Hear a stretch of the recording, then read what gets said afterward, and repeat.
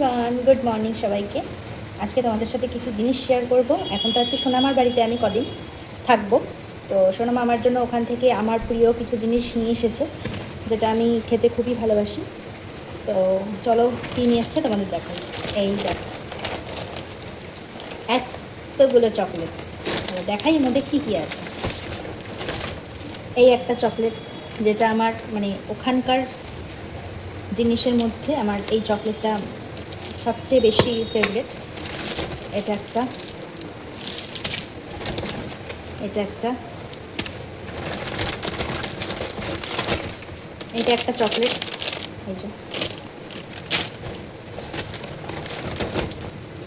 এটা, এটা একটা চকলেটস। এই যে এটা আছে আমানের একটা চকলেট। এটা আই থিঙ্ক ওই বাদাম চিটের মতো কিছু একটা, এটাও ক্যাডবেরি। এটা রয়েছে হানি ক্যাডবেরি। এদিকে রয়েছে কাজু। তো এই এতগুলো জিনিস সোনামা আমার জন্য নিয়ে এসেছে ওখান থেকে। আমি খুব খুশি, থ্যাংক ইউ সো মাচ সোনামা। আরও জিনিস নিয়ে এসেছে, সেটা আমাদেরকে একটু পরে শেয়ার করছি। তো তার জন্য চোখ রাখতে হবে আমার ইউটিউব চ্যানেলে। তো চলো, tata. Hello everyone, welcome back to my channel conscious লাইফস্টাইলের নতুন আরও একটি গল্প কথায় তোমাদেরকে অনেক অনেক স্বাগত। তো আমার ব্লগটা এখন থেকেই স্টার্ট করছি। এখন ঘড়িকাটে বেজে গেছে প্রায় ওই 9:30 মতো। তো ঘুম থেকে উঠে পড়েছি, ফ্রেশ হয়ে চাও খাওয়া হয়ে গেছে, এখন রান্না বসিয়েছি। তো আজকের মেনুতে কি রান্না হবে সেটা তোমাদের সাথে একটু শেয়ার করি, আর ব্লগটা শেষ অবধি দেখতে থাকো, আশা করছি ভালো লাগবে। এখন তো আছি আমি সোনামার বাড়িতে, প্রায় বেশ কিছুদিন হলো আমি সোনামার বাড়িতে আছি, 1 সপ্তাহ হয়ে গেল, কালকেই চলে যাব আমি। তো ভাবলাম আজকে তোমাদের সাথে একটা ব্লগ শেয়ার করা যাক ছোটো করে। তো চলো, বেশি কথা বলবো না, এখন রান্নার দিকে যাওয়া যাক। আমি অলরেডি গ্যাসে কড়াই বসিয়ে চলে এসেছি।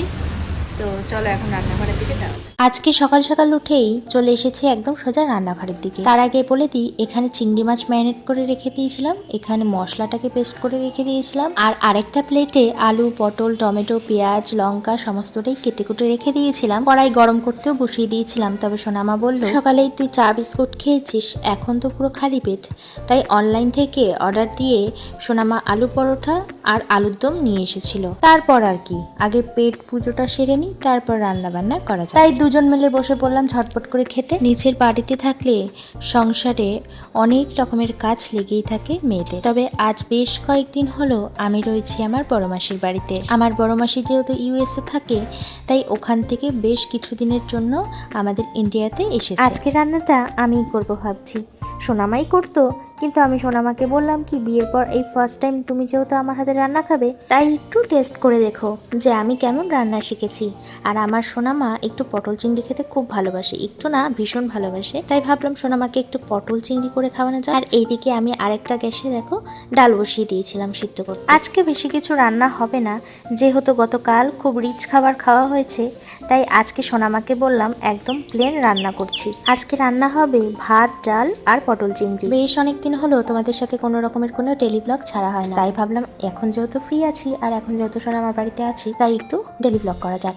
যাই হোক, এখানে গ্যাস গরম করতে বসিয়ে দিয়েছিলাম, তারপরে এই চিংড়িটাকে সুন্দর করে লাল লাল করে ভেজে নিয়েছিলাম তেল দিয়ে। তারপরে এখানে পটলটাকে সুন্দর করে ভেজে দিচ্ছি। আর এই পটলগুলো জানো তো, দাদু নিয়ে এসেছিল আগামীকাল। আর দাদু না খুব পটল চিনতে পারে, মানে বাঁচতে পারে, একদম কচি পটল, দেখো কি সুন্দর নরম হয়ে গেছে। তো আমার তো এদিকে চিংড়ি মাছ মানে পটল চিংড়ি কমপ্লিট, আর এদিকে দেখো সুন্দর করে ভাতটা বসিয়ে দেবো ধুয়ে গেছে। আর সোনামা না আজকে একটু কাজ ছিল কিছু, যেহেতু আর হাতে কয়েকদিন আছে, তো ইন্ডিয়াতে এসে বেশ কয়েকটা কাজ সোনামার ছিল, তাই আজকে সোনামা গেছিল একটু ব্যাংকে। আর এইদিকে সমস্ত রান্নাবান্না আমি করছিলাম আজকে। জানো তো, আমার না রান্না করতে বেশ ভালো লাগে। তোমরা হয়তো অনেকে কমেন্ট করতে পারো যে মাসি বাড়ি বেড়াতে এসেছো, কিন্তু এখানে এসেও রান্নাবান্না করছো। যাই হোক, তোমাদেরকে বলি যে আমার রান্না করতে ভীষণ ভালো লাগে, যেটা আমি বাড়িতে করতে পারি না, কারণ বাড়িতে তো আমার শাশুড়ি মাই সমস্তটাই করে নিজের হাতে, তাই আর কি একটু রান্না করতে ভালোবাসি। সো আমার রান্নাবান্না কমপ্লিট। এখন সোনামা একটু ব্যাংকে গেছে, এখন আমি বসে আছি, ভাত বসিয়েছি, গ্যাসে ভাত আছে, আর দিদি এসছে কাজ করতে। তো এবার স্নান করব, আর আজকে কী কী আইটেম হচ্ছে তোমাদের সাথে একটু শেয়ার করছি। আর তরকারি মানে আমি যে পটল চিংড়ি করলাম, সেটার লাস্ট তোমার কালারটা কেমন এসছে সেটা তোমাদের সাথে শেয়ার করবো। আর দিদি কাজ করে চলে যাবে, তারপর আমি স্নানে যাব, স্নান করে একটু ঠাকুর ঘরে যাব। তো চলো ভিডিওটা দেখতে থাকো, ভালো লাগলে লাইক করবে, কমেন্টের মাধ্যমে জানাবে। এদিকে আমাদের দিদি চলে এসেছে। অনেক দিন ধরে ঘর দুয়ারগুলো মোছাও হচ্ছিল না, ঘর ঝাড় দেওয়া হচ্ছিল, আমি আর সোনামা মিলেই ঝাড়টা দিচ্ছিলাম। আর আমাদের এই দিদি কয়েকদিন ছুটিতে ছিল, বাপের বাড়ি গেছিল বেড়াতে, তাই চলে এসেছে। আর এখন এসে ঘরটা ঝাড় দিয়ে সমস্ত ঘর বাড়ি কিন্তু সুন্দর করে মুছে নিয়েছে। আর ভাইয়াও ঘুম থেকে উঠে পড়েছে। তো চলো তোমাদেরকে একটু রান্নাগুলো দেখাই। এদিকে পটল চিংড়ি করে নিয়েছি, আর পটল চিংড়ির কালারটা কেমন এসেছে অবশ্যই কমেন্টে জানিও তো। আর করেছি পেঁয়াজ রসুন দিয়ে মুসুরির ডাল। আমি এইভাবেই একটু ডাল খেতে পছন্দ করি, মানে পেঁয়াজ রসুন ফোড়ন দিয়ে। এখন বেলা বাজে ওই 12:30। এখনও স্নানে যাইনি, আগে ভাবলাম বাসি বিছানাটা গুছিয়ে দিই, যেহেতু ভাইয়া ঘুম থেকে জাস্ট উঠলো, তাই ভাবলাম আগে বাসি বিছানাটা গুছিয়ে দিই, তারপর স্নানে যাব। বিছানাপত্রগুলো একটু টান টান করে না গোছালে আমার আবার ভালো লাগে না। যখন বাড়িতে থাকি তখনও আমার বিছানাগুলো খুব সুন্দর করে গুছিয়ে রাখি। সোনামাই ইউএস চলে গেলে আবার এত বাড়িটা পুরো ফাঁকা হয়ে যাবে। যাই হোক, আমার ঘর দোয়ার গোছানো কমপ্লিট। আর এটা হচ্ছে আমার ভাইয়ার ঘর, মানে আমার বড় মাসির ছেলের ঘর। আমাদের বংশে কিন্তু আমি সবার বড়, আর আমাদের বংশে আমি একটাই মেয়ে, তাই সবার কাছে একটু আদরের বলতে পারো। তবে সেটা আমার ভাইয়াকে দেখলে মনেই হবে না যে ও আমার ভাই, মনে হবে যেন আমার দাদা। এত লম্বা হয়ে গেছে, আর ইভেন আমার নিজের ভাইও এতটা লম্বা হয়ে গেছে আমার থেকে, আমিই বরঞ্চ মনে হয় নাটা হয়ে গেছি সবার থেকে। এদিকে দেখো, তোমাদের সাথে গল্প করতে করতে আমি কিন্তু স্নানটাও করে নিয়েছি। আর কালকে একটু মাথায় তেল দিয়েছিলাম, তাই ভাবলাম আজকে একটু মাথাটা ঘষে নিই, তাই একটু আজকে শ্যাম্পু করে নিয়েছি। যেহেতু দেখতে দেখতে বর্ষাকাল নেমেই গেছে,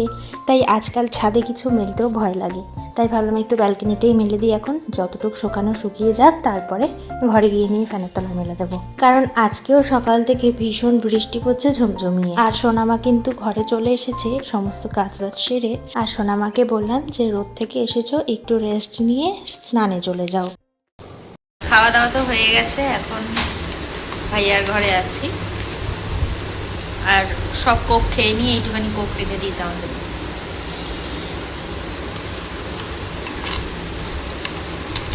পটলের তরকারিটা সবাই খেয়ে ভালো বলেছে। এখন একটু রেস্ট করব, তারপরে দেন বিকালে একটু ছাদে যাব। তো খাওয়া দাওয়া করেছি, একটু রেস্ট না করলে হয়, তাই একটু রেস্ট করে নিই। আবারও দেখা হবে তোমাদের সাথে বিকালবেলা। হ্যালো এভরিওয়ান, গুড ইভিনিং সবাইকে। এখন ঘড়ির কাঁটায় বাজে ওই 6টা মতো, আর একটু ছাদে চলে এসেছি ঝটপট করে।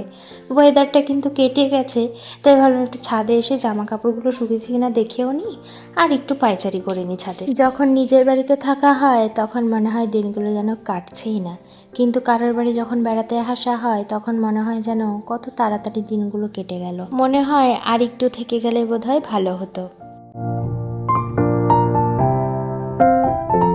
সেই স্কুল লাইফ শেষ হয়ে গেছে তো কি হয়েছে, যদি প্রকৃত বন্ধু হয় তাহলে সেই বন্ধু সারা জীবন তোমাকে মনে রাখবে। তেমনই আজকে সন্ধ্যাবেলা চলে এসেছিল আমার সোনামার বেস্ট ফ্রেন্ড বলতে পারো, সেই স্কুল লাইফের।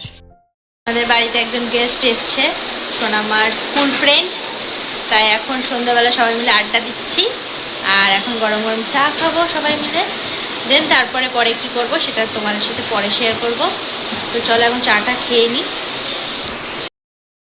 হ্যালো এভরিওয়ান, খাওয়া দাওয়া কমপ্লিট রাতের।